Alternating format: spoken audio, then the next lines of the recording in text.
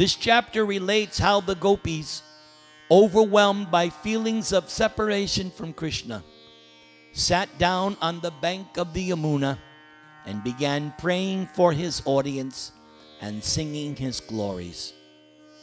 Because the gopis had dedicated their minds and very lives to Krishna, they were beside themselves with transcendental pain of separation. Notice, transcendental pain. Very important. It's not pain. If it's transcendental pain, it's actually bliss. Same with Sita and Ram. When Sita is calling out for Ram to save her from Ravan, when Ram is crying out, Sita, it appears to be material anxiety. But the Vaishnavacharyas say no, it's spiritual bliss.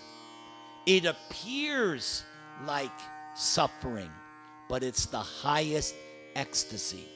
Because that's why it said transcendental pain. It's not material. We don't have experience of that. When we are suffering, when we're in pain, it hurts, right? But when you're on the spiritual platform and you're yearning for Krishna, it will be transcendental bliss. But their crying, which appears like evidence of misery, actually shows their exalted state of transcendental bliss. As it is said, Jatta Deka Vaishnaver Vyavahara Duk Nishchaya Jani Hase Paramananda Suk. That's Bengali. Whenever one sees a Vaishnava acting unhappy, one should know it for sure that he is actually experiencing the highest spiritual bliss. Just like Madhavendra Puri on his deathbed. The two disciples were there. So Madhavendra Puri on his deathbed was crying, oh, I could not reach Mathura.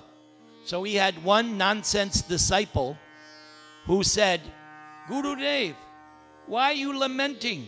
You should think of Brahman and be happy. Because he was, although a disciple, he was actually a Mayavadi. That's the, I forget his name. He appears later.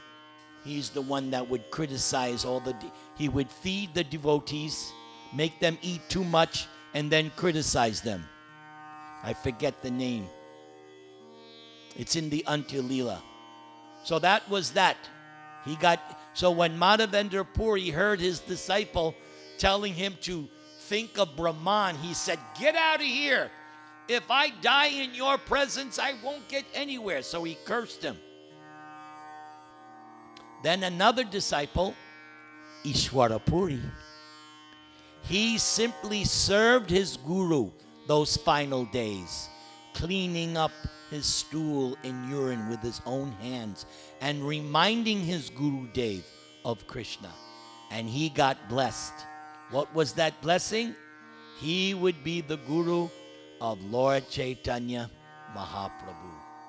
Two disciples, two different results. One could understand, oh, Guru Dev is experiencing transcendental separation. The other one's a knucklehead. He has no idea, thinking that his spiritual master is in Maya. You don't think of your spiritual master as being in Maya. That means you're more than. You don't need a spiritual master then. All right, let's continue. As the pastimes of Krishna spontaneously arose in the minds of the gopis, they sang their song, which relieves the agony of those suffering from the burning pain of separation from Krishna, and which bestows supreme auspiciousness. They sang, O Lord, O lover, O cheater, when we remember your smile, your loving glances, and your pastimes with your boyhood friends, we become extremely agitated. remembering your lotus face, adorned with locks of bluish hair. Wow, now you have some confidential knowledge. We also learned this in the Damodarastaka prayer. Krishna's hair is blue tinged with red. So now we have something nobody else knows. Nobody knows. If you ask somebody, what's the color of God's hair? But we know, because we are reading these confidential. Good thing the door is closed. No nonsense is allowed in this katha. Okay. Smeared with the dust of the cows, we become irrevocably attached to you. And when we remember how you followed the cows from forest to forest with your tender feet, we feel great pain. In their separation from Krishna, the gopis considered a single moment an entire age. This is where Lord Chaitanya gets that concept. Yugaitam nimishena chakshusha pravrishayitam shunyaitam jagat sarvam govinda vidahena me. Lord Chaitanya's whole philosophy, this is where it's coming from. This intense feeling of separation from dear most beloved Govinda. Everybody say that beautiful name. In their separation, even when they had previously seen him, they had found the blinking of their eyelids intolerable, for it blocked their vision of him for a fraction of a second. They cursed Lord Brahma, calling him a foolish creator. What do we need these eyelids for? We can't see Krishna for that nanosecond. Silly Brahma. Why'd you do that? The ecstatic sentiments for Lord Krishna that the gopis expressed may appear like symptoms of lust. Notice, may appear. But in reality, they are manifestations of their pure desire to satisfy the Supreme Lord's spiritual senses. So number one, Krishna does not have a material body. He has a spiritual body. This term lust only applies on the material plane. On the spiritual plane, you do not use this word lust. You use the word praying. Krishna praying. It's completely different. In the Chaitanya Charitamrita, the difference between iron and gold. Both are metal, but which one will you take a pound? You'll take a pound of iron or a pound of gold? Exactly. So, material loving affairs, iron. The affairs of Radha, Krishna, and the gopis, gold. There is not even a slightest trace of lust in these moods of the gopis. In the next chapter, the reunion. This chapter describes how Sri Krishna manifested himself in the midst of the gopis who had become extremely disturbed by their separation from him. After he consoled them, they expressed to him their deep feelings of ecstasy.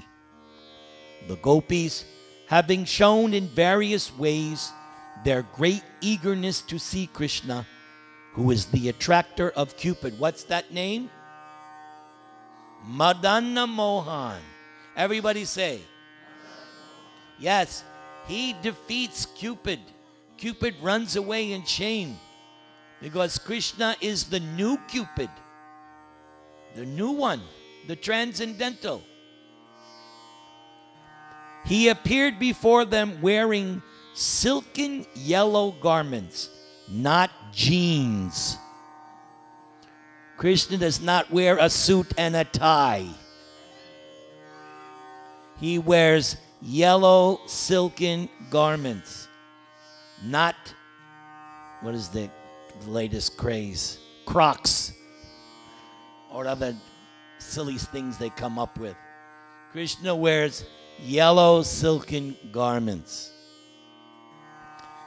and a beautiful flower garland. Some of the gopis, overwhelmed with ecstasy at seeing Krishna, grasped his hands.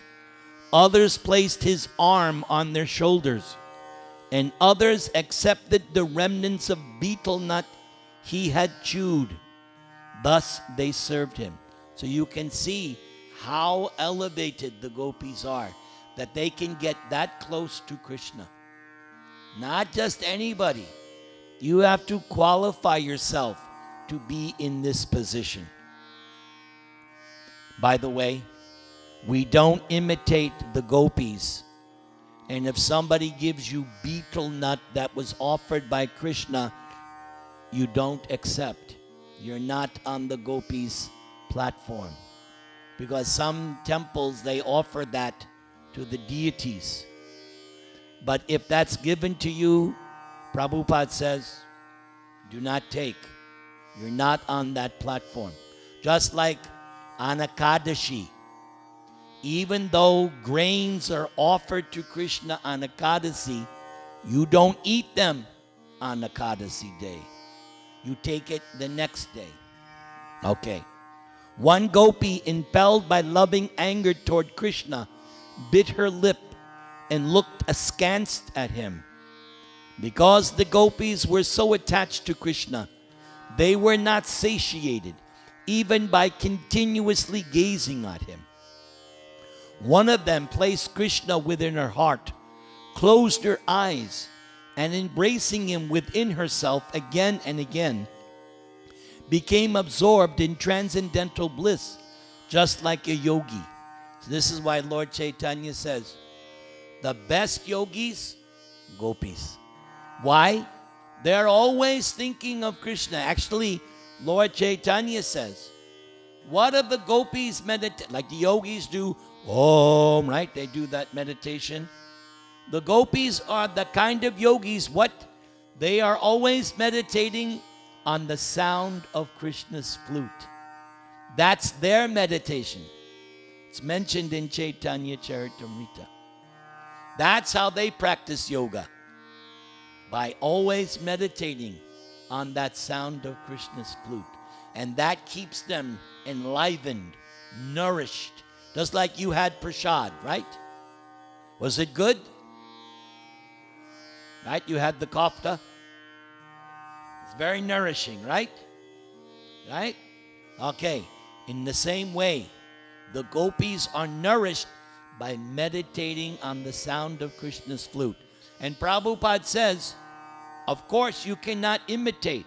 You cannot buy a tape on Amazon.com. Oh, do you have Krishna's flute? No. Krishna's flute is not on Amazon.com. But Prabhupada says, you can follow the footsteps of the gopis by always meditating on Hare Krishna Maha Mantra. Everybody?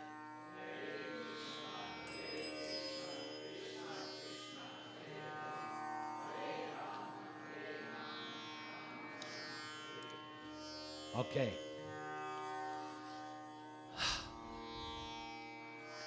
Where did we leave off?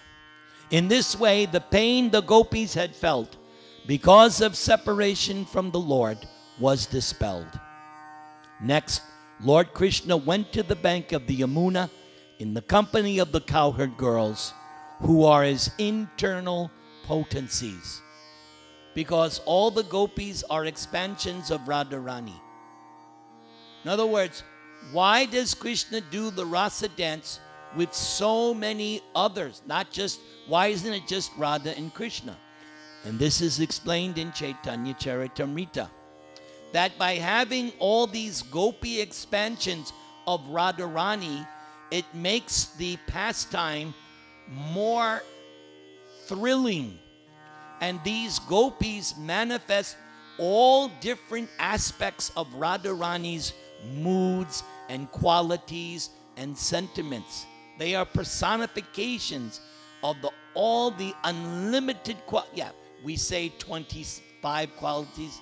No, she has unlimited qualities. Just like Krishna. It's not that she's going to be outdone. Just like we read Krishna has 64. Yeah, he has 64. Actually, he has unlimited qualities. Like Prabhupada says, Krishna sits down to count his qualities and he discovers a new one because he just expanded. So in the same way as Krishna expands, Radharani expands. Like this. Boom, boom. Radha looks at Krishna. Radha becomes happy. When Krishna sees Radha happy, Krishna becomes more happy. Radharani sees Krishna has become more happy. She becomes more happy. On and on and on. It doesn't end. That's love. Not this Hollywood love that ends in divorce or murder or whatever. No. Or cheating. No, the Prabhupada said this is real love. Radha and Krishna. The gopis then made a seat for Krishna out of their shawls. See how simple life is in Vrindavan. In Hastinapur, there's elevated seats and vyasasans, and the Mahabharata explains there was a seat for Dhritarashtra, a seat for Vidura. Everybody had a nice seat like a vyasasan. Here in Vrindavan, shawl. They're sitting on the bank of the Yamuna. Krishna is very happy. In Dwaraka, yes, Krishna lives very opulently like a king. But the opulence of Vrindavan, simple shawl on the bank of the Yamuna, the full moon night.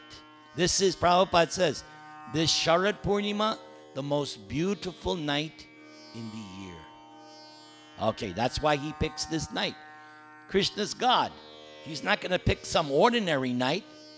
Krishna's going to do the rasa dance. He's going to pick the best night of the year. Krishna's no dummy. He knows everything, how to do everything. The gopis then made a seat for Krishna out of their shawls, and after he had sat down, they enjoyed with him by gesturing amorously. The gopis still felt hurt that Krishna had disappeared, so he explained to them why he had done so. He further told them that he had come under the exclusive control of their loving devotion and would ever remain indebted to them. So, why did Krishna disappear? He disappeared in order to increase their attachment for him. And what Krishna was doing, when Krishna disappeared from the gopis and Radharani, he just made himself invisible, but he was watching what they were doing.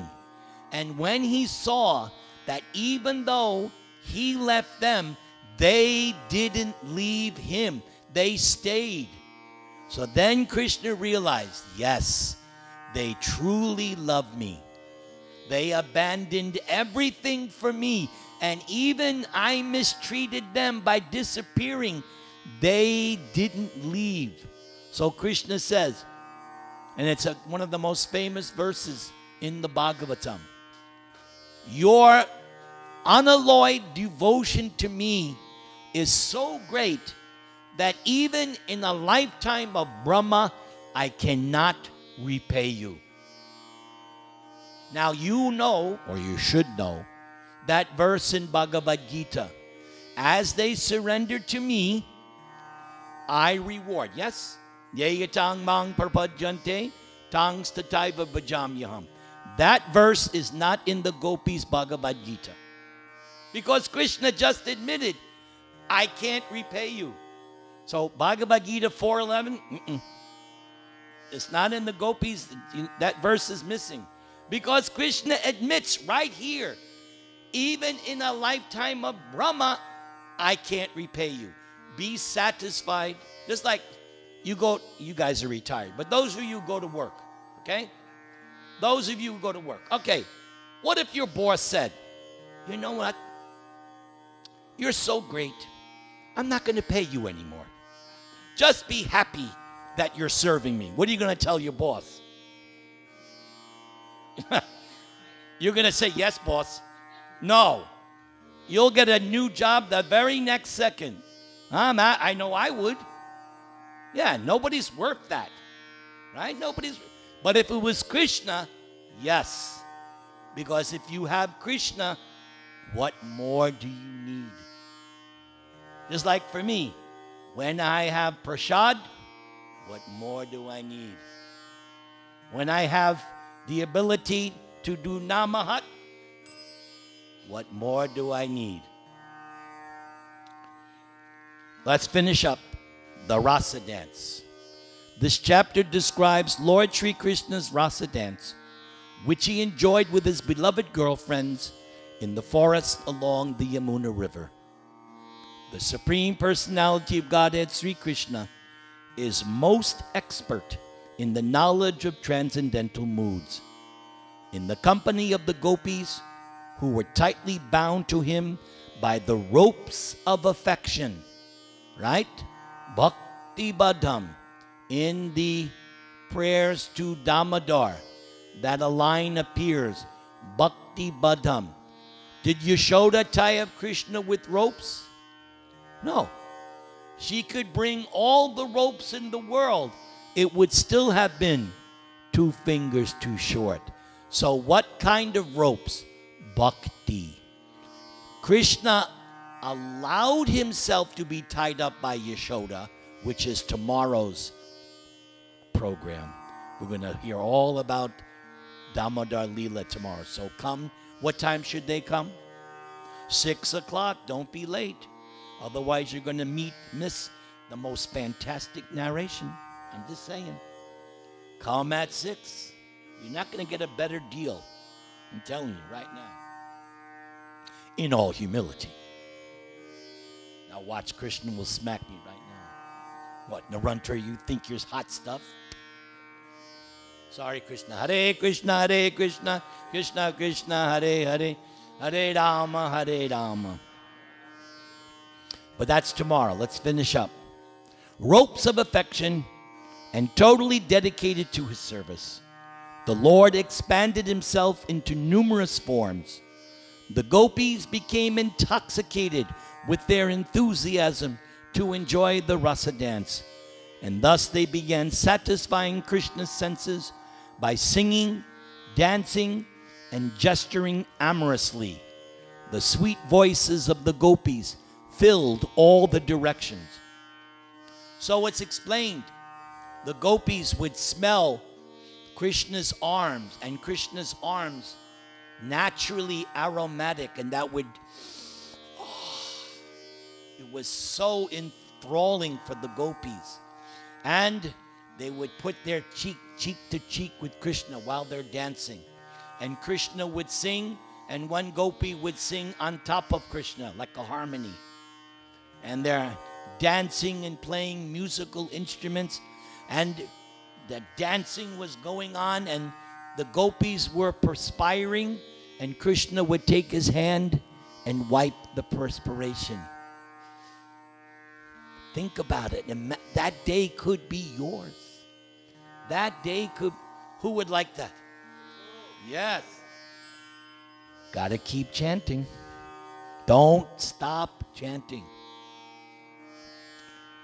Even after Lord Krishna manifested himself in numerous forms, each gopi thought he was standing next to her alone. That's called a miracle. There's thousands of gopis and thousands of Krishnas, right? But each one is thinking, Krishna is dancing with me alone. This is why nobody is better than Krishna. He can make everything so perfect. Oh my God. Just like when Krishna was doing the picnic, Krishna was sitting in the middle, surrounded by all the cowherd boys. There was only one Krishna. But even the cowherd boys in the back of Krishna were experiencing Krishna is looking at me. That's God. If somebody says they're God, I want to see that. And I also want to see the bottom of their feet. Because God has markings on the bottom of the feet. And his feet don't stink. They're aromatic. So if somebody claims to be God, I want to see the feet. And I want to stand behind him and see him looking at me. If not, get the bum out of here. Krishna is God. Okay. Thank you.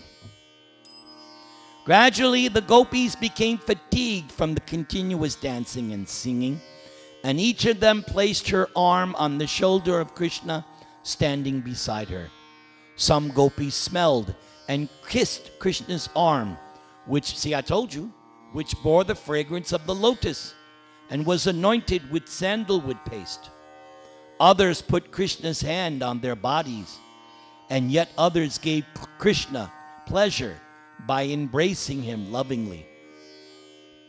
Lord Krishna, being the supreme absolute truth, is the only actual enjoyer and object of enjoyment. Notice the word only. Although he is one without a second, he expands himself into many forms to increase his personal pastimes. Therefore, great scholars say that Krishna's Rasa-lila is like a child's playing with his own reflection. Sri Krishna is self-satisfied and fully endowed with inconceivable transcendental opulences.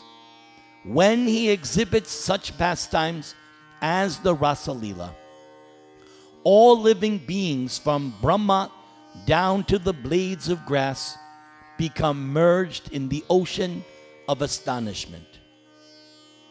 When Maharaj Parikshit heard the narration of Krishna's conjugal pastimes with the gopis, which superficially resemble the activities of lusty wanton persons, he expressed a doubt to the great devotee Srila Shukadeva Goswami.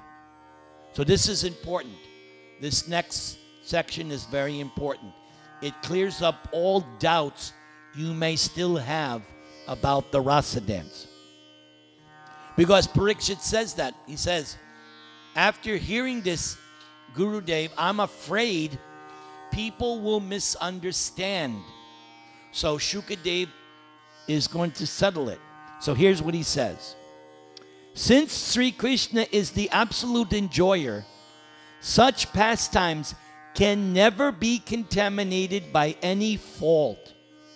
But if anyone other than the Supreme Personality of Godhead tries to enjoy such pastimes, he will suffer the same fate that someone other than Lord Rudra would suffer if he attempted to drink an ocean of poison. You all know that story, the churning of the ocean of milk.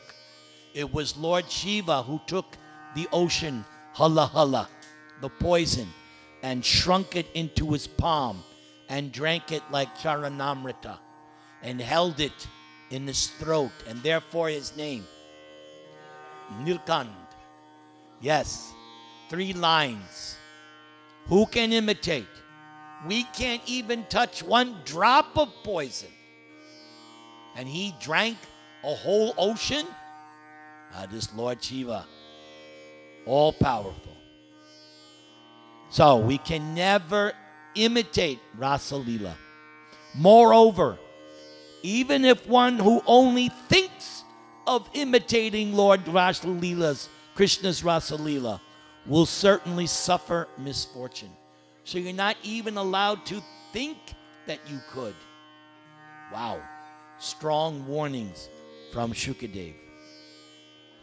The Supreme Absolute Truth, Sri Krishna, is present within the hearts of all living entities as their indwelling witness. When out of his mercy, he exhibits his intimate pastimes to his devotees, These activities are never besmirched by mundane imperfection. Here comes the payoff. So you all listened, right? You all paid attention?